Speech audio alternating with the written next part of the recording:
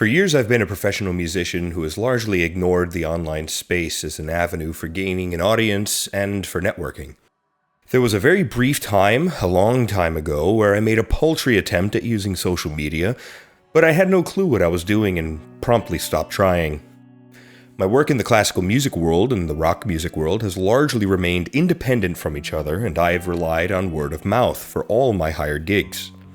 Music that I've written has only been shared with close friends and colleagues, and most people I work with likely don't even know I write music. There is, however, something that has made me reconsider my entire interaction with social media.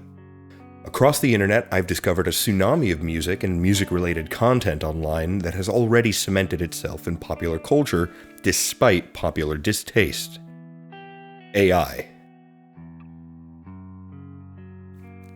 The growing trend of AI music, fake bands, and increasingly questionable content online has driven me to audit the types of content that I consume in my daily life, and I wholeheartedly feel as though many others must soon inventory themselves in the same way. People who listen to music deliberately for enjoyment will experience a craving for authenticity that hasn't been necessary before the modern age of the internet. Throughout human history, people have had countless debates, with varying degrees of certainty, on the origins of art. People from the likes of Shakespeare and Mozart, all the way to Jennifer Lopez and Drake, have had some of their works' origins called into question. Though the specific person to create these works have been called into question, it has always undoubtedly been a person. There are many reasons for people to be involved in the music world, which is a topic for another time. But mine is purely for the experience and emotion felt by listeners and given to performers. To listen to a piece of music and simply feel is a deeply human experience. An experience that's shattered by knowing that the art was a mere regurgitation of data scraped from the internet without any consideration of the human condition. No joy, fear, anger, love, pain, nor hope contributed to the creation of this piece. Just a vibe through a prompt and generated lyrics with matching subject matter. While the product of AI is indeed music, and on occasion interesting or even enjoyable in isolation, the human element is missing, leading me to struggle to consider the output of AI in any form to be truly art.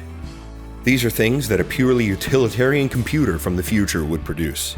Not something born of a person feeling something so intensely that they can't help but bring it to music. Which brings me to how I want to respond to this phenomenon. I will focus on my process. Musicians are most known for the product they present to audiences, and many people are blissfully unaware of how much time goes into that performance before the show even begins. An original song may have taken hours to write and edit. A guitar part may evolve slowly over the course of 3 weeks. A vocal melody rewritten multiple times to better suit a new keyboard groove. Or several practice sessions to bring a part up to speed. In the classical world, a phenomenal amount of time is placed into translating and understanding phrases in a variety of languages, as well as taking the time to place them properly in the voice. This time and effort we as musicians spend is critical to the performance of great art and is the process through which we imbue our music with our own heart and soul. While I have spent a great deal of time honing my skill and my preparation, it has become clear to me that we all need to tune into the process we use to create, edit, and prepare our music. The path I will follow is not immediately clear to me.